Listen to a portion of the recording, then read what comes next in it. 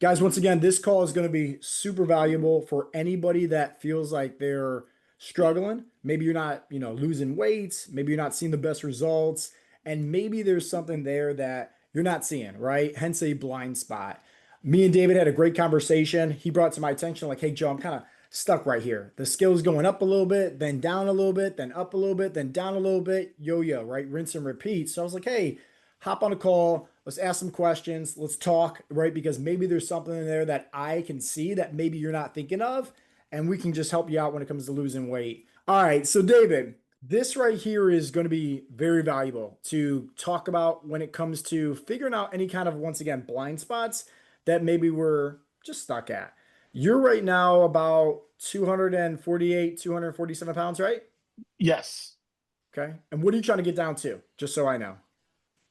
My goal was like 220, Okay. which would That's be good. awesome. Let's make it happen then, brother. So, I want you to rank this, okay? And like obviously, I'm gonna tell you the same thing I tell my son: integrity, honesty, best policy. Because if you're Yeah, a yeah, five yeah. out of five on all of these, then I'm like, well, shoot, Right. What are we doing? I suck as a coach, you know. So let's map this out and just figure out. And like the best thing in all this too is like if let's just say you're a two, which you're not, but a 2 out of 5 out of all of these 7 different habits. Um, it's not like we need to make also these big, huge improvements on every single one. And I want everybody to understand that, right? Sometimes it's literally just making 1 or 2 small tweaks and that's it. There's nothing worse than trying to adjust the calories, adjust the macros, do more workouts and more steps, drink more water, lower our stress, taking more ashwagandha or meditation, and trying to sleep more. And then it's like, okay, cool, that worked. But what was actually the thing that worked?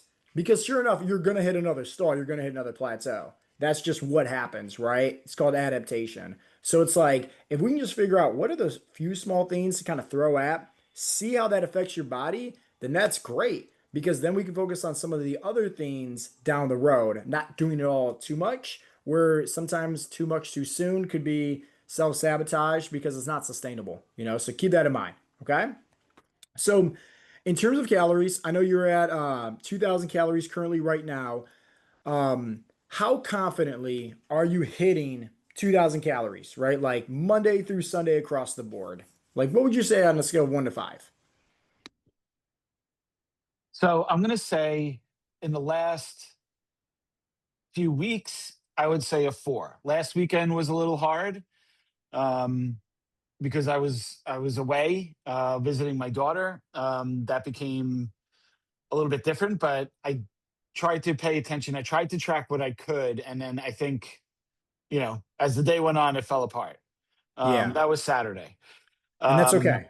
but over the course of the last few weeks, I would say it's a 4 in general. I'm going to say also that I think this is where my my problem was over the last several months. So it's recently that I'm kind of like back on the horse. Um, so I'll say that it is recently that I'm back on the horse, so to speak, and paying much more attention. So over the last few weeks, I would say it's a 4. Before that, probably 2 to 3. Okay, that's good to know. And also keep in mind too, like don't feel like you need to be perfect too, because nobody ever is, right? So with anybody with those calories, remember guys, plus or minus 200. Now I know you said 4. I want to ask you though, this next question is in terms of that 4 ranking, right? Let's put, what you said about like visiting your daughter and that was just an off day. Let's pull Right. that out of the equation. Let's just say the past few weeks here, with it being a 4 out of 5. Are you tracking everything, right? Like, so that means also like, um, you know, Scooby snacks here and there, overeating here and there, like condiments, those small things too? Or is it more like broad? Okay, hey, I'm in general range, but maybe I'm over. I would say more so in the last 2 weeks about that. Before that, so like I'll make my breakfast and lunch the night before to bring into work. Um, and I've been making like the pasta, the 5 minute protein baked ziti, right, for the microwave. Yeah. So you put the cottage cheese in, you take a spoonful. Right? Do I track that? No. But maybe that's where I'm missing the point. Yeah, yeah. And here's the reason why I'm saying that. We did a 28-day reset. This Did. wasn't too long ago. Maybe this was a few months back. And the main reason why it's because everybody, right, including myself, David, I don't track everything under the sun. Okay? Right. Like I don't live my life to be strict by any means, right? Especially on my health and fitness journey. I want it to be fun. I want it to be enjoyable. I want it to be sustainable, right? But there's always going to be like a certain point, and I do this probably, I got to start doing it more, to be honest with you. But I would say probably 2, 3 times a year where I'm like, okay, here's my calories and macros, but for a whole entire week, religiously, right? No ifs, ands, or buts. I'm tracking everything, even like Right. the dumb stuff, like a prime hydration drink, 50 calories. Like, I don't want to track that. Who cares? I'm doing it. And the reason why is because I did a lot of research when it comes to just in general people hitting stalls or plateaus. And like 98% of the reason why it's because of that right there, with like those one off little tracks here and there where they're not tracking it and it's just adding up over time. So I know Got it. personally with me, I would always have like typically the same lunch and dinner, which was rice, a ground beef, or ground chicken or whatever, and then a vegetable. Well, I was never tracking the cheddar cheese I put on top, and I was never tracking the barbecue sauce that I put on top. So it was literally like 60 calories of the barbecue sauce and like 80 to 100 calories of the cheddar cheese. Well, okay, if we just said that was 150 calories right there, and if I'm having that twice a day, well, that's a 300 calories right there, right? Got Taking it. consideration me nibbling on my son's chicken nuggets because he didn't finish it and didn't want to throw it away. Next thing you know, it's like I'm like 500 calories. Well, 500, times seven, now it's like, oh shoot, this is why I'm not losing the weight. And I'm not saying that like also you need to just be once again super strict, but it's really good to say, okay, if I'm going to spend a whole week tracking everything under the sun, making sure I'm actually precise with everything, then it's like after that week, I can then take in the awareness. Where am I messing up on? Where can I also make better Right. adjustments at? So for you, that might be um, maybe you're making a certain lunch, right? Or certain dinner, certain breakfast. And maybe it's like, okay, I'm going to track it precise and then save it in the app as a favorite. That way I don't need to Right. track all over again. But I know, like in general, hey, this is really 600 calories rather than 500 calories, something like Got that. it. You know? Right. Yeah. That makes sense. Cool, cool, cool, cool. And I always had to start with that too, because like it's never the fun conversation by any means, but it's always the one that like moves the needle the most. So let's give you a four, right? So you got a four there. Let's go to the macros. You're probably amazing at this because you've been on the app for so long, but how are you when it comes to hitting your protein goal? I would say I'm pretty good about hitting my protein goal. I Yeah. would say four to five. Okay. I'm usually, and if I miss it, it's usually within like 20. I don't usually miss it hard. Um, so I'm within 20. Okay. Sometimes I'll be, usually I'm a little over, Okay. just a And little. that's Yeah, and that's like I said, you should be good at it. You've been on the app long enough. Most people after the first 12 weeks, they know generally like how much protein to be hitting, awareness, and all Yeah. that stuff. Let's go to the workouts. Now, granted, we're not working out at the gym at school rather than at Planet Fitness, so we probably don't have as much tools, but still we can focus on getting a really good workout in and focusing on progressive overload. So, in terms of before I ask you about specifics with like lifting numbers and stuff like that with strength based, I always like to ask this question first: is immediately after a workout, how are you feeling? How are you looking? Let's start there. Um, I feel, I feel tired, but energized in a way. Um, I look better after a workout. Um, I feel, definitely in the last, I would say, 2 months. I've seen some gains, definitely gains in my chest, definitely gains in my arms, definitely gains in my legs. I am progressively overloading. Um, I would say, I don't know. I feel like it's been about twice a week. I've been hitting a new personal best somewhere. Good. Um, so I've definitely been pushing myself more to do more in the gym. Good. And the reason why I asked that is because, like, if you ever got a workout in with me, I don't think anybody on this coaching call has. But like, if you ever got a workout in with me, you would leave the gym and like you'd be like, I feel like throwing up, right? I feel like I can't smile because it sucked the soul out of me, right? And it's not that like I'm doing burpees or backflips by any means, but the intensity, the focus is there, you know? And so what you said was very good in terms of like, hey, I feel tired because like you don't want to show up to the gym and just go through the motions, you know, or constantly focus on doing the same reps, same sets, the same thing, you know, you once again, you're not going to progress. You're going to hit that plateau, that stall. So when it Yeah, comes to like the workouts, it all boils down to the right intensity, you know, where it's like, okay, if this was my, and this is how I treat every single workout. Okay. So steal this. This is like, let's say tomorrow you got a workout in. Say to yourself, this is the last time I'm going to get a workout in. Like literally, just say that to yourself as soon as you walk into the gym, about to get that workout in. It changes everything because the reality is, one, we're not promised tomorrow. Two, if we can flip the switch mentally and say, hey, this is my last time I'm going to be able to get a workout in, and I'm already here, you're going to do at least 15 to 20% more effort with your training subconsciously because you think it's the last one, you know? yeah. Is there any, because at your gym, you have, is it a Smith machine or is it a regular bench press with a barbell? Both. I have both.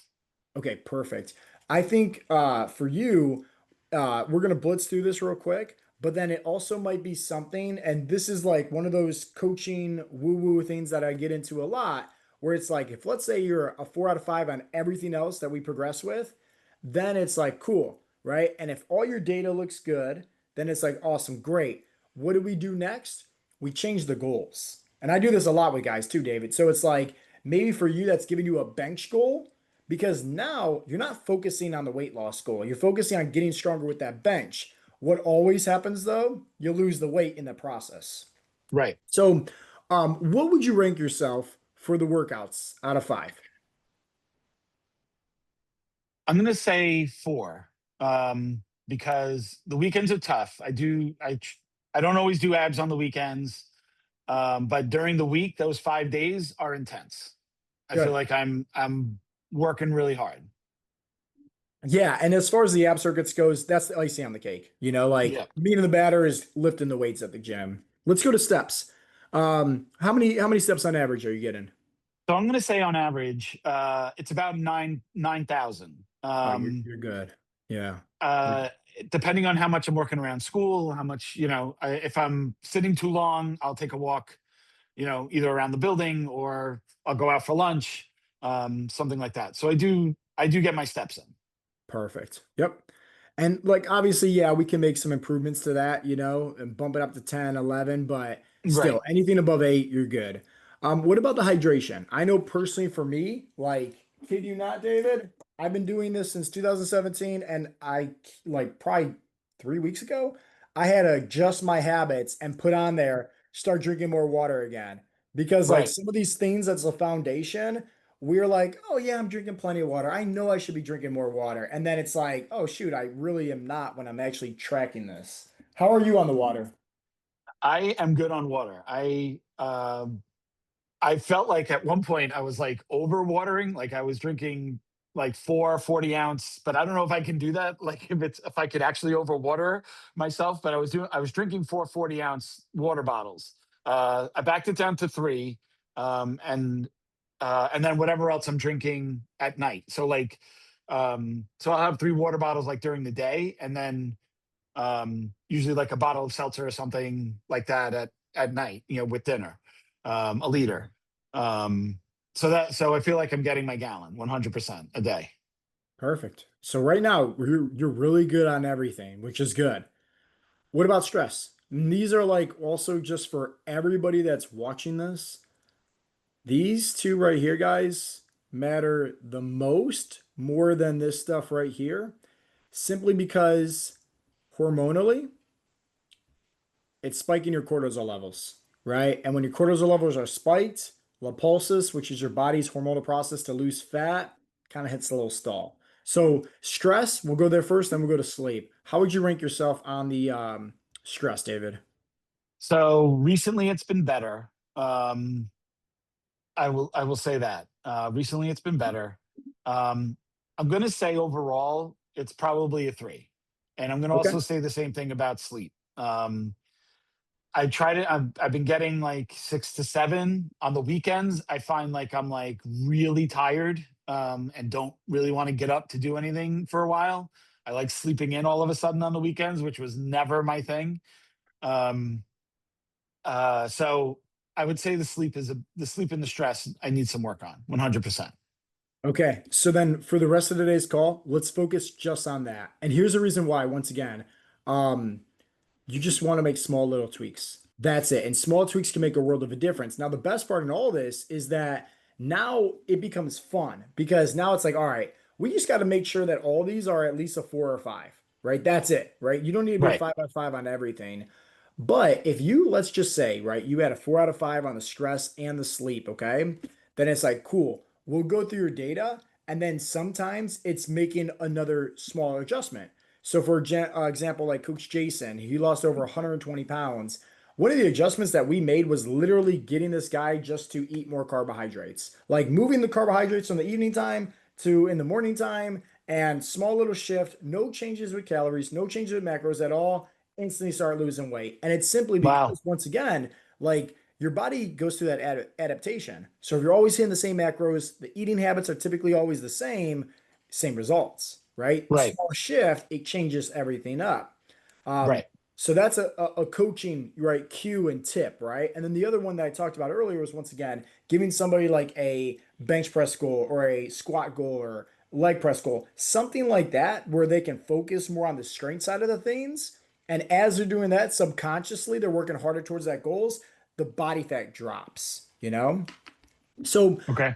let's dive into the stress and let's dive into the sleep. All right. These are going to be fun ones. So, stress. Okay. This could be at work. This could be at home. This stress comes from all over. Stress is also environmental. So, for example, you mentioned that you're going to be going to LA. You've never been there Yep. before. Your cortisols are going to be spiked. Why? New area. You're going to be like, oh man, like you're looking at everything, right?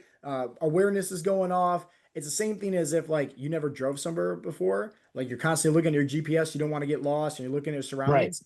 Versus, hey, I'm just going to go to work today. You can do that and go in la la land, right? And you still end up at work, right? And so it's, once again, it changes up everything, right? Especially hormonally. So stress, why I'm saying that, it comes from everything: injuries, illnesses, environment, homework, finances, everything. Okay. Hmm.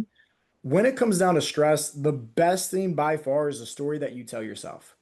All right, let me repeat that one more time. When it comes down to stress, by far the best thing in the world is the story that you tell yourself because you flip the narrative, right? I'll say this super quick because I know we're short on time. But if, let's just say, I was somebody that could never fall in love, every time I dated somebody, they end up like, breaking my heart, etc., da da da da da, right? Let's say I find this girl on Tinder and I decide to, hey, we conversate, we talk, whatever the kids do these days. We decide to go out to a restaurant and I'm waiting for her at the restaurant, but she doesn't show up.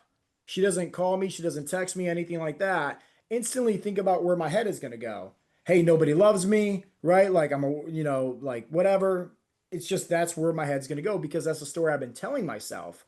But what if the reality was she was actually driving our way to the restaurant? She got a flat tire. And when she went around to see the flat tire, she was wearing like a skirt or a dress or something like that. And her phone was right there. And when she bent down, right, to look at the flat tire, let's just say her phone went through the sewer grid, right? So now it's like, hey, she can't contact me, right? But my mindset doesn't go that way.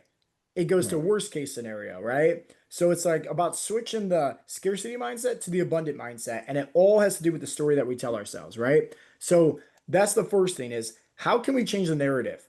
Whether it's adversity, a challenge, and anything like that that we're going through in our life, how can we look at it as, all right, we're the hero in our own movies, how do we start believing in ourselves that this is part of the process? Because nobody wants to go to the movies and not see the suspense. Nobody wants to go to the movies and just see it's all sunshine and roses. Like, I want to Right. see Batman get beat up so he can come back 10 times stronger, right? Just like lifting weights, right? You got to go through the stress and adversity, okay? Now, some other things to help you out with coming with that, right, is called a breathwork exercise. And that is a simple habit, David, that I could put on your account. It gives you about 3 to 5 different exercises in terms of how to use, box breathing and this style breathing and this style breathing, where having that reminder right there on the phone, if let's say you get a bad text, let's say something happens at work or Right. unexpected bill, your mind instantly goes to seeing red. But if you can take control, right, and be the observer and just say, hey, everything is always working out in my favor. I'm just going to sit here real quick, close my eyes, focus on the next 3 minutes of breathing in to lower the cortisol levels. Next thing you know, we have way more clarity. And at the same time, we're not letting that small little thing affect us anymore. Would that be a habit that you want on your app? Yeah, that would. These are things that I'm always well aware of. I've actually taught my teachers about breathing, and I do them to lead meetings, and then I never pick it up as a habit. So yes. Perfect. Perfect. It's like you tell your best friend amazing advice, but we never take it for ourselves, right? Yeah, it's always do as I say, not as I do. Yeah. Yeah. The last thing, right, there, I guess meditation, we could add that in, right, to breath work. Obviously, that just helps us stay more focused, stay more calm. Yeah. The last thing too is like if you ever notice that your stress levels are super, super elevated, ashwagandha and holy basil, right? Two Okay. herbal supplements, very good. You don't need to take them for the rest of your life. I would say 8 to 10 weeks, maybe 12 max. Really good to once again, just helping your body, right? An herbal supplement to just lower the cortisol levels, okay? Cool. Let's lastly blitz through sleep. So, where do you feel like you have the hardest time with sleep? Is it getting to sleep or is it staying asleep? Or is it like your schedule's so crazy, there's not enough time in the day to even add in any more sleep? It's staying asleep. I'll wake up at like 2, 3 in the morning.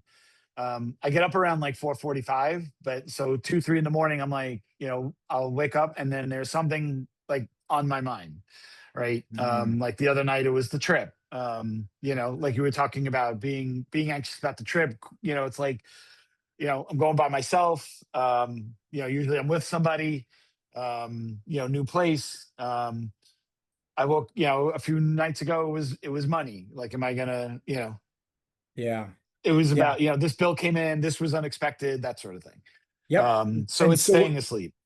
and what happens is like that anxiety comes brewing, and then the Yep. worst, because I've been there before. The worst thing then is like you look at the clock and you're like, oh man, I should really get to sleep. And now you're more stressed focusing on trying to get to sleep, and it's That's making right. you not get to sleep. That's I've been there exactly plenty of correct. times. So I'll send you over one thing to help you out.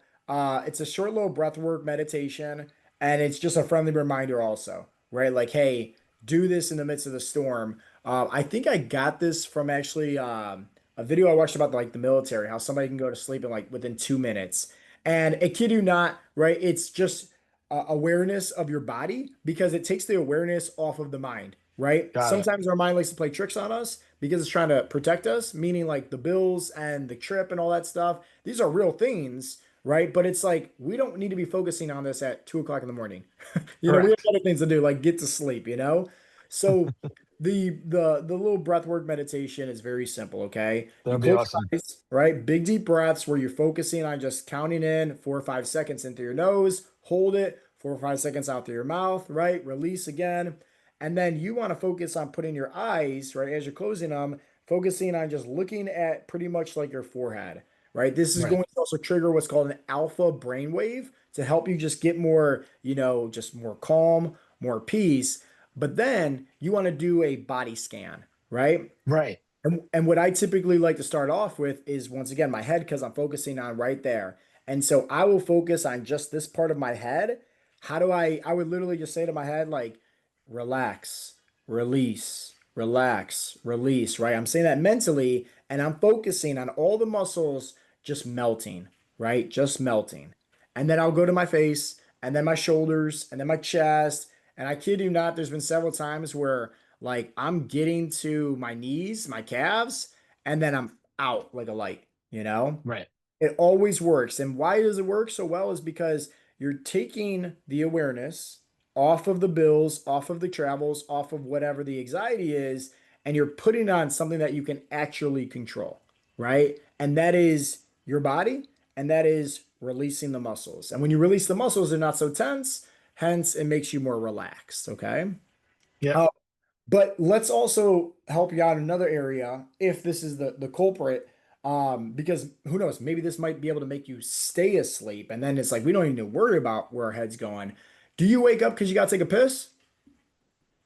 Not a lot, not often. So you just wake up because of it? Yep. Okay. Then once I'm up, I'm like, "Oh, I guess I should go to the bathroom." Okay. Because, like, honestly, like, for me, I was always struggling with that as well, where I would go to sleep and I would obviously, drink some water, 7, 8 o'clock at night. I'm typically asleep by 9. I'm waking up around 1 o'clock, and then, yeah, it's just Right. like, hey, I'm up, right? I'm, Right. so what I started doing was stop the liquid consumption, typically around like another hour or 90 minutes before I was doing before. So Got it. normally it's like, hey, stop around 8. And then it's like when I was still waking up in the middle of the night, I would stop around 7 o'clock. Just stop drinking all my liquids, making sure I'm going to the bathroom right beforehand. That can Yeah. help out. Another thing also too, and I'm a big fan of this, is sleepy time tea, right? So sleepy time tea, it is God sent in my opinion, just because it works, you know? You can have that with a little bit of coffee creamer, put in a scoop of protein powder, even if you want. Use a frother, mix that up. Now you're getting some good quality protein and some, sleepy time tea right before you go to sleep. So that's going to Yeah. help you. But sleepy time tea is, once again, it is made to help you get your butt to sleep and then also stay asleep as well. Have you ever took it before? Yes, I have. Okay. Did it help at all?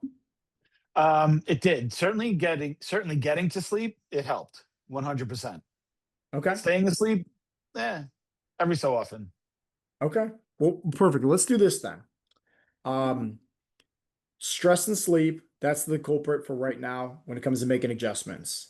And then let's give you some basic homework assignments to focus on, and then in the next few weeks, we reset it again. Hey, where are we I currently love at it. right now? Are we getting closer to 220? And then it's like, hey, if we're got fours and fives on this, then it's like, all right, we go back to the app. We'll go back to your Got it. calories and macros, observe everything. So I'm going to put on here a breath work exercise to help you out with the stress. You just got to make sure Awesome. that you do it. Mhm. And then as far as the sleep goes, I'll put on there like a habit if you want, as maybe just like a friendly reminder. My question to you is, what would you want that friendly reminder to say?